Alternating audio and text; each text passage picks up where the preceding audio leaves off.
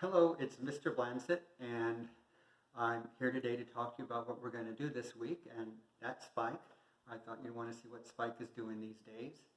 So we're going to go through what we're going to look at this week, and hopefully it'll be an exciting weekend, lots of good stuff to learn. First thing is we're moving on to Unit 8 about how Earth changes. You've already been seeing some stuff in Ms. Heglin's class about some stuff happening with science and volcanoes and plate tectonics. We'll be looking at some of that in this class too, doing some reading and adding to our knowledge about earthquakes in particular. So our first story we'll be looking at this week will be about earthquakes. And then we're going to move on and look at one of the most famous earthquakes ever, which was the earthquake in San Francisco in 1906.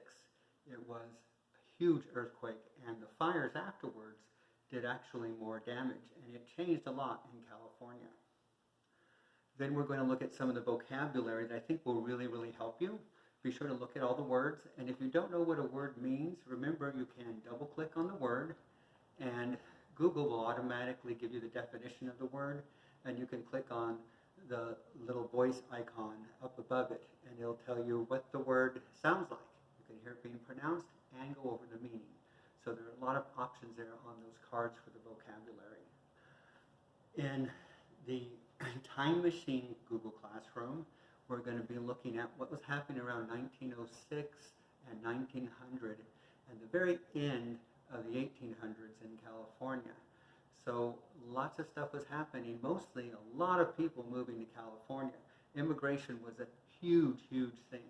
We had people moving here from all over the world, including Germany and Ireland and Canada and China.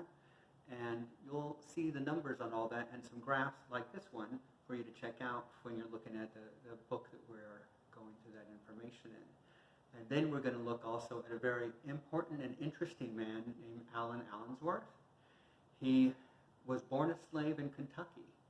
Then he joined the United States Army and served in the Civil War and came to California, like many people did, to find their future.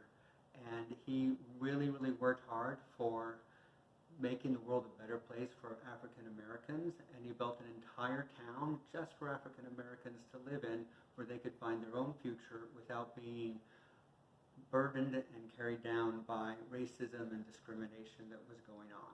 That battle continues to this day. Well, I hope you learned some interesting stuff, and I hope you enjoy this week. There are lots of other stuff I'll be talking about, including finishing this week the story from Laura Ingalls Wilder about the little cabin in the big woods. And it's got a neat little ending, and there's a follow-up book to it also. So we'll talk about that when we get to that point. Have a good week. I miss you all very much, and I hope you're staying safe. Bye.